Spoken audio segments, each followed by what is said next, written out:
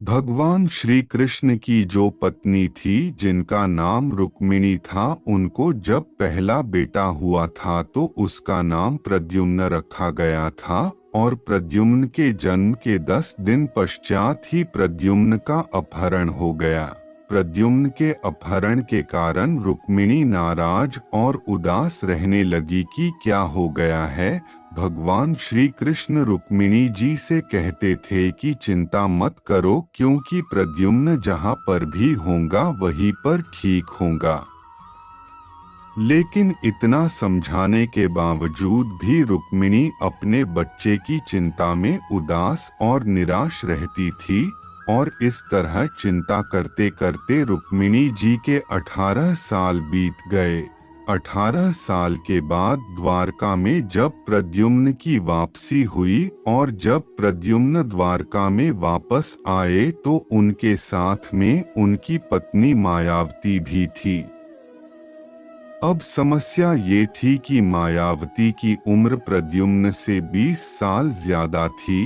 वहां रुक्मिणी पहले तो खुश हुई कि बच्चा वापस आ गया और फिर से दुखी हो गई क्योंकि इतनी बड़ी लड़की से शादी की। इसलिए रुक्मिणी फिर से भगवान श्री कृष्ण से जाकर कहने लगी कि ये क्या हो गया। फिर भगवान श्री कृष्ण जी ने माँ रुक्मिणी जी से कहा कि जो हो गया है उसको स्वीकार कर लो और आगे बढ़ो और चिंता मत करो। लेकिन माँ रुक्मिणी ये कह रही थी कि बड़ी लड़की से शादी क्यों कर ली और ये ही लड़की मिली थी क्या, और इस बात को स्वीकार नहीं कर पा रही थी। इसके कारण 7 साल तक माँ रुक्मिणी जी दुखी और निराश रही और 7 साल के बाद रुक्मिणी जी ने ये स्वीकार कर लिया कि प्रद्युम्न ने जो यह शादी करी थी वो ठीक है और इसके लिए ज्यादा चिंता करने की जरूरत नहीं है, और उस शादी को उन्होंने स्वीकार कर लिया।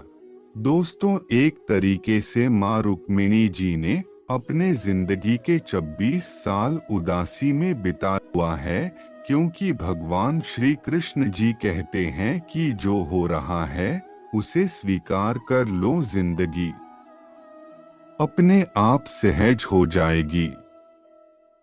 दोस्तों, ये छोटी सी कहानी जो हमें यह बड़ी बात सिखाती है और यही बातें मैं आपके साथ शेयर करना चाहता था कि हमारी जिंदगी में जो कुछ भी घटता है उसे स्वीकार करना सीख लीजिए और फिर जिंदगी अपने आप सहज हो जाएगी।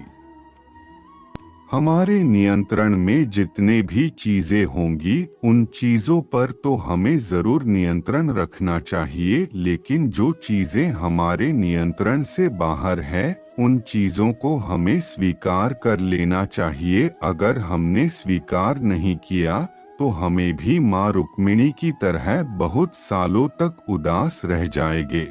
दोस्तों, आज के यह कहानी आपको कैसी लगी और आपको इस कहानी से क्या क्या सीखने को मिला, ये हमें नीचे कमेंट बॉक्स में कमेंट करके ज़रूर बताइए। साथ ही अगर आपको श्री कृष्ण की ये कहानी पसंद आई होगी तो इस कहानी को अपने दोस्तों के साथ अवश्य शेयर कीजिएगा।